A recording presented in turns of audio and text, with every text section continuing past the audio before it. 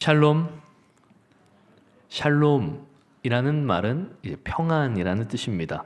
그래서 샬롬이라고 하는 히브리어 인사말은 우리말로 안녕하세요 혹은 안녕이라고 하는 인사말과 굉장히 많은 면에서 흡사합니다. 하지만 사실 우리말 안녕보다 히브리어 샬롬은 조금 더 복잡한 개념입니다. 우리가 흔히들 평안이라고 하면 뭔가 이제 편안한 걸 떠올리기 쉽지 않습니까?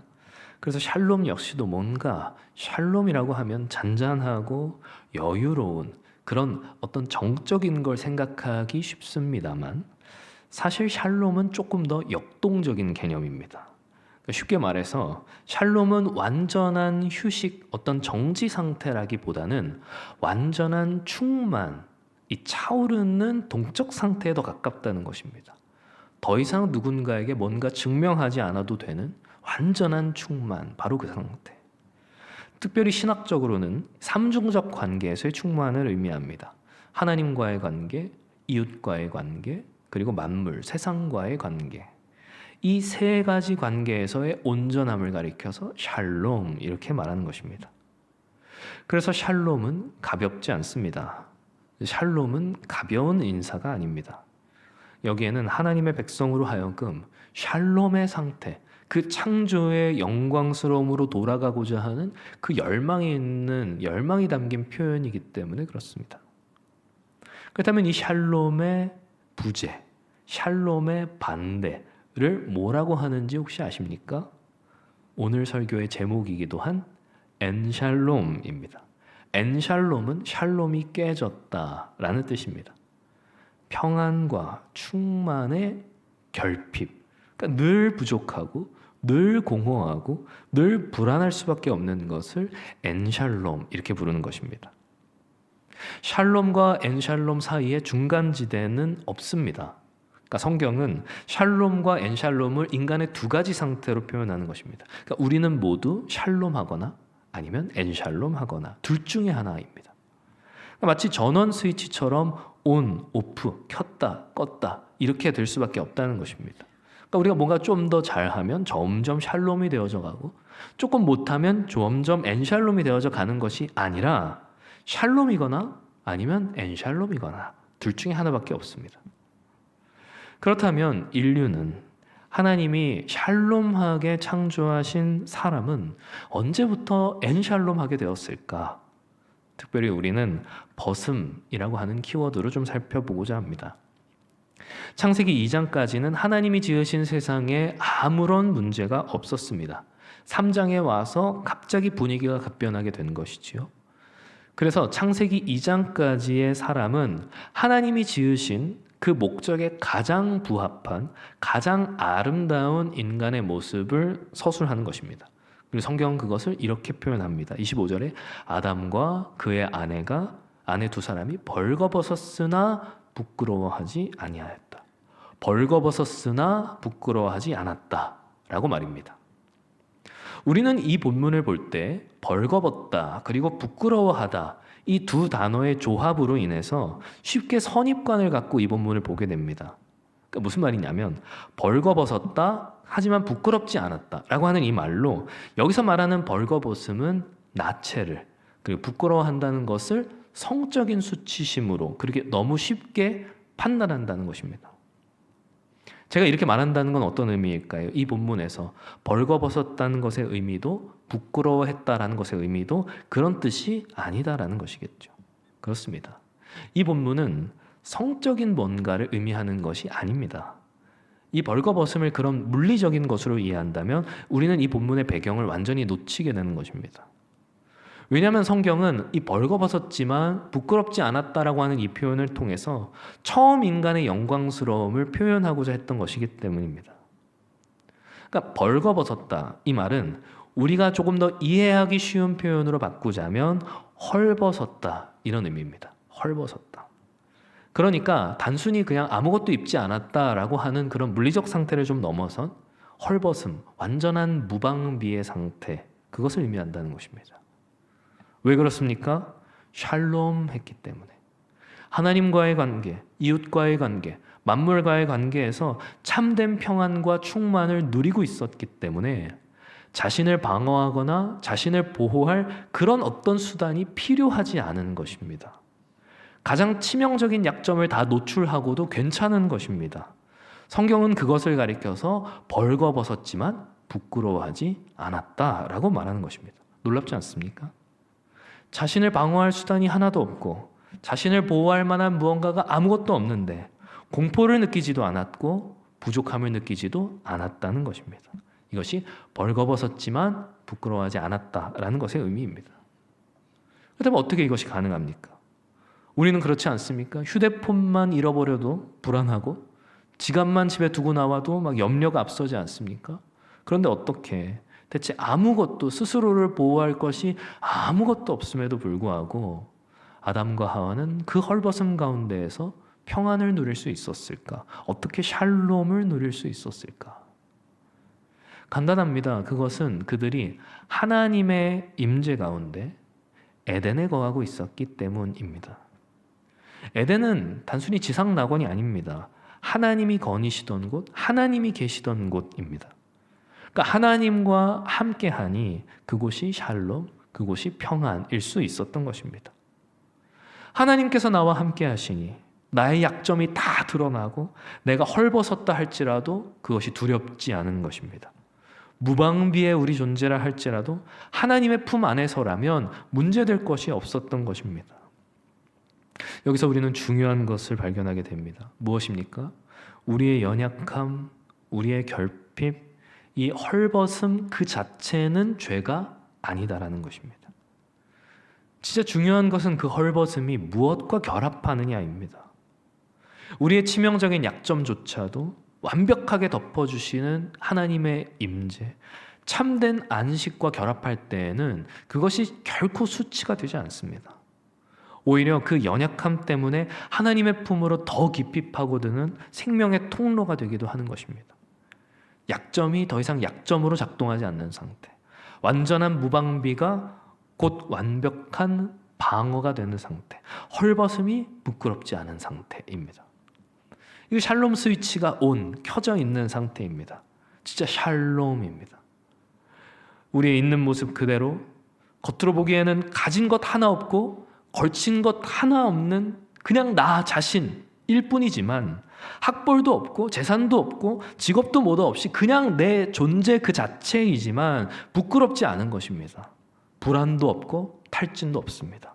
하나님 한 분만으로 충분한 절대 안식, 절대 샬롬입니다. 우리가 아등바등 살아가는 이 세상은 어떻습니까? 여기에 약점을 보이면 어떻게 됩니까? 무능하다가 찍히고 무시당하지 않습니까? 도태되지 않습니까? 그래서 우리는 기를 쓰고 스펙이라는 옷을 껴입기도 하고 돈이라는 옷을 껴입기도 하고 괜찮은 사람이라고 하는 옷을 껴입기도 하고 그러지 않습니까? 그 무거운 걸 껴입고 숨 막혀 죽을 것 같으면서도 못 벗는 것입니다. 왜 그렇지요? 두려우니까. 그것들이 다 사라진 우리는 너무나도 부끄러우니까 그렇습니다. 하지만 에덴의 샬롬은 그렇지 않다라는 것입니다. 우리의 헐벗음, 우리 존재 그 자체가 온전히 수용되는 곳, 우리의 한계, 우리의 연약함이 누구에게도 공격받지 않는 완벽한 안전지대, 진짜 평화, 진짜 샬롬이었던 것입니다. 그래서 정리하면 그렇습니다. 아담과 하와가 스스로 대단하고 완벽해서 부끄럽지 않았던 것이 아닙니다. 그들이 가진 것이 많아서 부끄럽지 않았던 것이 아닙니다. 그들에게 결핍이 없었던 것이 아닙니다. 사람은 처음부터 흙으로 지어진 아주 연약하고 헐벗은 피조물에 불과했습니다. 하지만 그 헐벗음이 전혀 문제되지 않을 만큼 하나님의 영광과 임재가 에덴은 압도적이었던 것입니다. 우리의 연약함을 다 덮어버리는 하나님의 크심, 우리의 헐벗음을 단숨에 삼켜버리는 그분의 은혜, 그것이 샬롬, 에덴이 누렸던 부끄럽지 않은 헐벗음, 그것의 실체였습니다.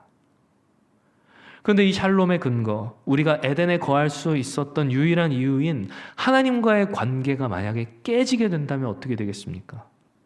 우리를 감싸던 하나님의 임재, 그 영광의 옷이 벗겨져서 우리의 헐벗음이 낱낱이 드러난다면 어떻게 되겠습니까? 그러면 그때 우리의 헐벗음이 진짜 부끄러움이 됩니다. 그게 창세기 3장의 타락입니다. 너무 유명한 사건이지 않습니까? 우리 다 익히 잘 알고 있죠. 뱀이 인간을 유혹합니다. 하와를 유혹하고 아담을 유혹합니다. 선악을 알게 하는 나무의 열매를 먹고는 소위 죄로 물들어 타락에 이르게 됩니다. 우리가 오해하지 말아야 할 것은 선악과에 무슨 신비한 능력이 있어서 그것을 먹을 때 먹자마자 독에 중독된다거나 그런 미지의 어떤 효과를 보인다거나 그것이 아닙니다. 선악과는 아무 능력이 없습니다. 다만 그 금지된 실과를 먹음으로써 하나님과의 언약이 깨어져서 인간이 그 지고의 위치에서 떨어지게 되는 것이죠. 육체의 조건 다르지 않습니다. 타락 전이나 타락 후나 인간은 여전히 헐벗은 상태입니다. 가진 조건 하나 없고 어차피 둘 다 연약합니다. 그런데 무엇이 달라졌습니까? 하나님과의 관계, 언약이 깨어지니 샬롬이 사라지고 엔샬롬이 되는 것입니다. 그러니까 이전에는 우리에게 문제되지 않았던 결핍이 이제는 우리를 죽이는 급소가 된 것입니다. 이제는 헐벗음이 부끄러움이 된 것입니다. 그게 엔샬롬입니다. 이전에는 어땠습니까? 아무것도 걸치지 않고도 동산을 거니시는 하나님과 함께 할 수 있었습니다. 그러나 이제는 그 하나님의 진노 앞에 맨몸으로 서야 하는 존재가 되었습니다. 그러니까 어떻게 부끄럽지 않을 수가 있겠습니까?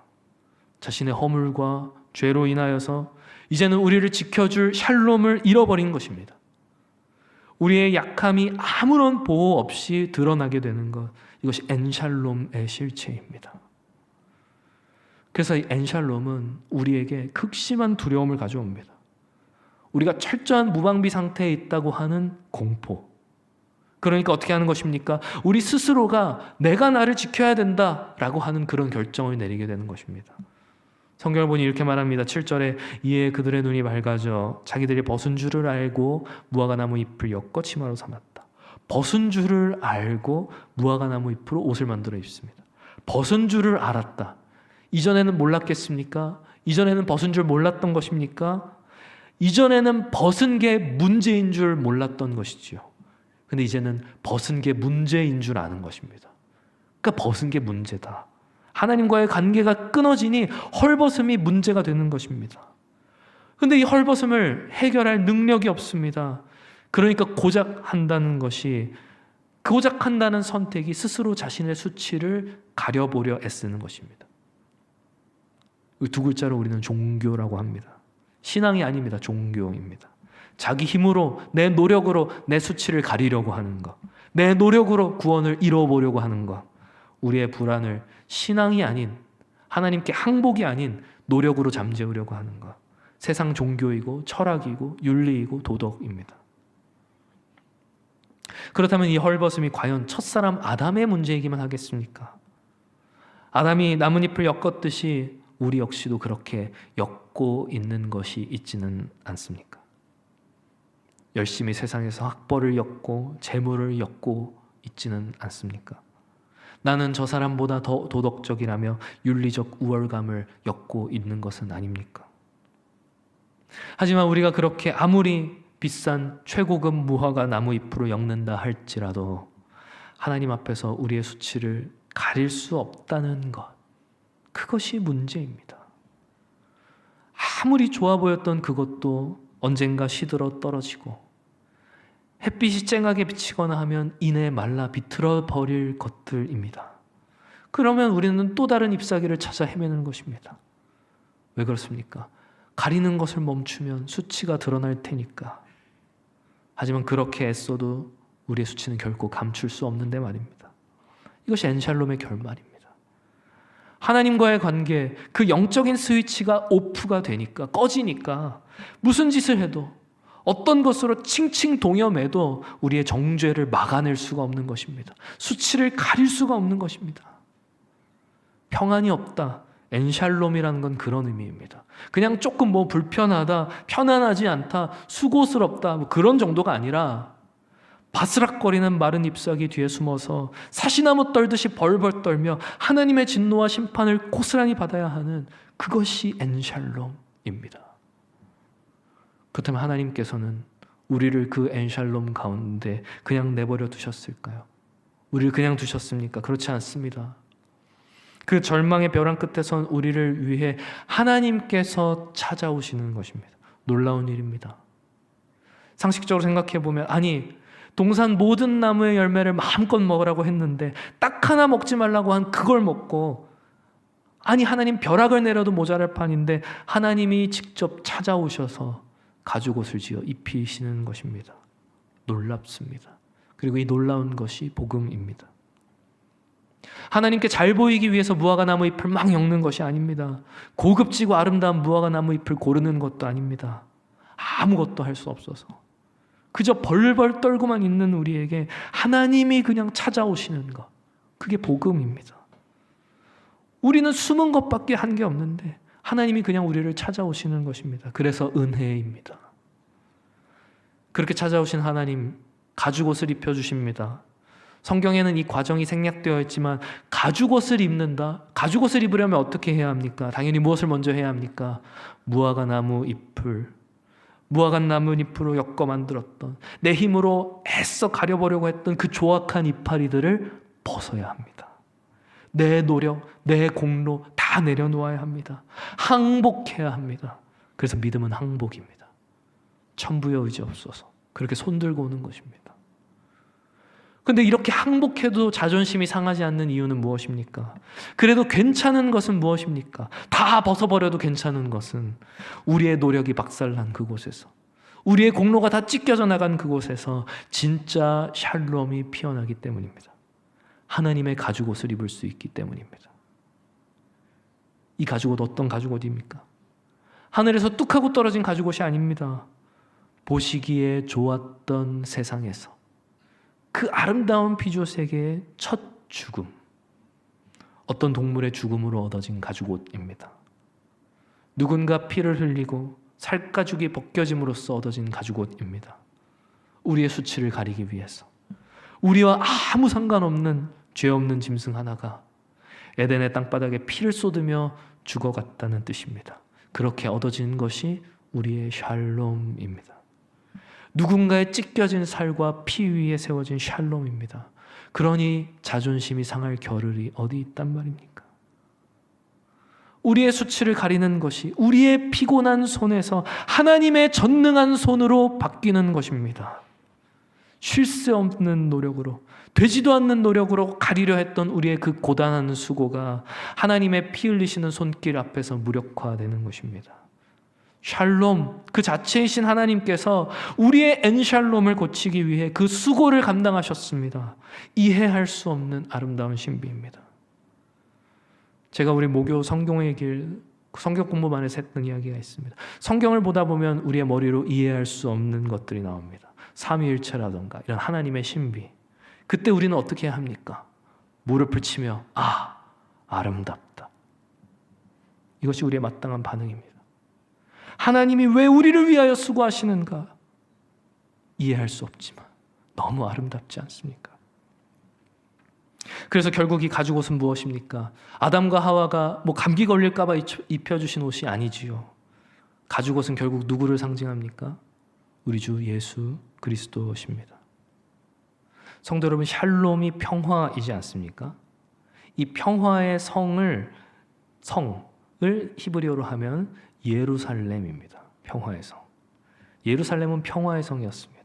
그런데 아이러니하게도 샬롬 그 자체이신 우리 주 예수께서 샬롬을 잃어버린 우리를 위하여 샬롬이신 우리 주 예수께서 평화의 성인 예루살렘 그 갈보리 언덕에서 엔샬롬의 길을 가셨습니다. 우리를 샬롬하게 하시기 위해 주께서 엔샬롬 하셨습니다. 이 사랑을, 이 은혜를 어떻게 표현할 수 있겠습니까? 아름답다, 이 말뿐입니다. 헐벗은 우리를 위해 주께서 헐벗으셨습니다. 심판받아 하나님의 진노를 받아 마땅한 우리를 위하여 주께서 그 진노의 잔을 대신 마셨습니다. 우리가 당해야 할 조롱과 수치, 모욕과 저주, 영광의 옷을 벗고 헐벗은 주님께서 다 당하셨습니다. 우리의 더러운 헐벗음과 주님의 완전한 의로움이 위대한 교환을 이루었습니다. 우리의 엔샬롬이 샬롬이 되고 주님의 샬롬이 엔샬롬이 되었습니다. 그렇다면 오늘 우리의 샬롬이란 무엇입니까? 무엇이 우리의 진짜 샬롬이어야 합니까? 퇴근하고 피곤하고 지친 몸, 집에서 편안하게 누워 드라마를 보면 그것이 샬롬입니까? 그렇지 않습니다. 우리의 약점을 가리려 무화과 나무 잎을 엮던 그 피곤한 수고를 멈추고 우리를 찾아오시는 하나님께 항복하는 것입니다. 두 손 들고 하나님이 입혀주시는 가죽옷 예수 그리스도로 옷 입는 것입니다. 그것만이 진짜 샬롬입니다. 그리고 그때 우리의 샬롬 스위치는 딸깍 켜지게 됩니다. 물론 성도 여러분, 우리 안에 여전히 연약함이 있습니다. 이 연약함 마법처럼 사라지지 않습니다. 헐벗음이 있고 상처가 있습니다. 그러나 그 헐벗음이 더 이상 부끄럽지 않게 되는 것입니다. 나는 헐벗었으나 하나님은 내게 예수를 옷 입혀 주셨다. 이것이 우리의 자랑이요, 이것이 우리의 면류관인 것입니다. 우리 아까 찬양한 것처럼 우리의 약함, 우리의 자랑이 되는 것입니다. 사랑하는 성도 여러분, 말씀을 맺으려 합니다. 오늘 이 저녁 우리는 우리의 엔샬롬을 샬롬으로 바꾸시는 하나님의 놀라운 사랑을 보았고 또 경험했습니다. 그러나 우리는 또 내일이면 다시금 우리 삶의 자리에서 그 치열하고 차가운 삶의 현장에서 우리도 모르게 주섬주섬 그렇게 무화과 나무를 다시 엮을지 모릅니다. 우리의 헐벗음이 두려움이 될까 하여. 그러나 사랑하는 성도 여러분, 사실 우리는 모두 다 알고 있습니다. 그렇게 세상에서 움켜쥐던 잎사귀들이 사실 우리의 영혼을 지켜줄 수 없다는 사실을, 찬바람만 불면 날아가고 태양만 좀 내리쬐면 바싹 말라 비틀어질 것임을 이미 충분히 다 경험하셨을 것입니다. 하나님이 우리에게 찾아와 야, 네 힘으로 안 된다 하실 때 그것은 우리를 정죄하거나 우리를 혼내시기 위한 말씀이 아닙니다. 애쓰고 있구나. 근데 너 그거 내려놔야 돼. 내가 주는 옷을 입어야 돼. 이걸 붙들어야 돼. 이렇게 말씀하시는 주님의 사랑의 말씀인 것입니다. 그래서 우리는 그 피곤한 손을 내려놓을 수 있습니다. 내려놓아도 괜찮습니다. 우리의 헐벗음을 가리기 위해 애썼던 그것들, 하나님은 그것을 조금도 보지 않으실 것이기 때문입니다. 하나님의 어린 양 예수 그리스도로 옷 입은 자라면 하나님께서는 아무것도 보지 않으시고 품에 안아주실 것이기 때문에 그렇습니다. 우리의 헐벗음을 부끄럽게 하지 않으시고 우리의 연약함을 비웃지 않으시고 오히려 자신의 온몸을 찢어 그 피로 우리를 덮어주실 것이기 때문입니다. 우리 주님 그렇게 엔샬롬의 길을 가셨습니다. 평강의 왕, 샬롬의 왕께서 엔샬롬을 택하셨습니다.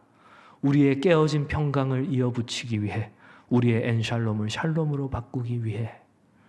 사랑하는 성도 여러분, 세상이 우리의 헐벗음을 비웃고 우리의 약점을 조롱하며 다가와도 부디 이것을 기억하시길 바랍니다. 나는 헐벗었으나 하나님은 내게 예수를 옷 입혀 주셨다. 내 연약함이 나를 넘어뜨리지 못할 것이다. 사랑하는 성도 여러분, 부디 바라옵기는 하나님이 입혀주시는 이 피 묻은 가죽옷을 단단히 여미고 예수 그리스도 안에서 참된 샬롬, 평강을 누리시는 저 여러분들 다 되시기를 주님의 이름으로 축원합니다.